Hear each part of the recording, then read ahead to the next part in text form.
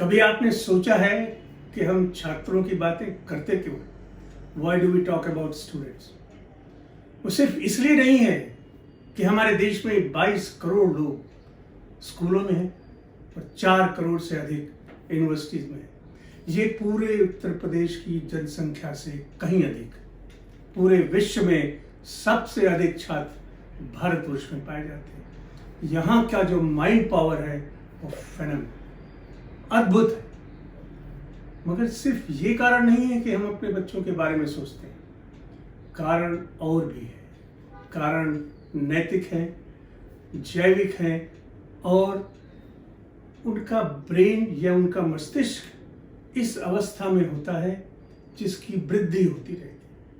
अगर इस समय कोई भी झटका, तनाव उन्हें लगता है तो उनके मस्तिष्क का प्रभाव, मस्तिष्क की वृद्धि, मस्तिष्क का विकास रुक सकता है। इसलिए मान लीजिए कोई 16 वर्ष के 2 बच्चे, एक को मानसिक दबाव उत्पन्न होता है और दूसरे को नहीं होता। जाहिर है कि जिस बच्चे को मानसिक दबाव नहीं उत्पन्न हुआ है उसके मस्तिष्क की वृद्धि अच्छी तरह से हुई। तो पहला और मुख्य कारण है कि हम अपने बच्चों को किसी भी मानसिक दबाव से बचाएं, इसलिए क्योंकि उनका मस्तिष्क विकसित हो सके।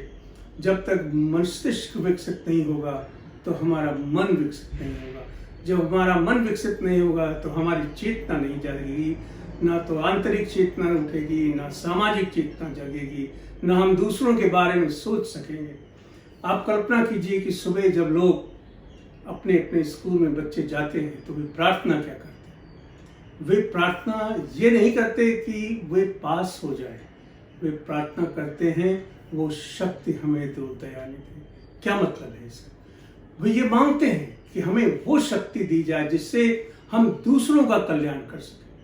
हर शब्द में वे अपने को छोड़कर दूसरों से जुड़ते हैं और दूसरों के जुड़ने की कला आध्यात्मिकता का पहला पाठ है। और इसका मस्तिष्क के केशिकाओं से, मस्तिष्क के सेल से बहुत गहरा संबंध है। हमें वैज्ञानिक तथ्यों से ये जान लेना चाहिए कि अपने बच्चों के लिए जो आप सर्वोत्तम कर सकते हैं वो उनके मस्तिष्क की रक्षा।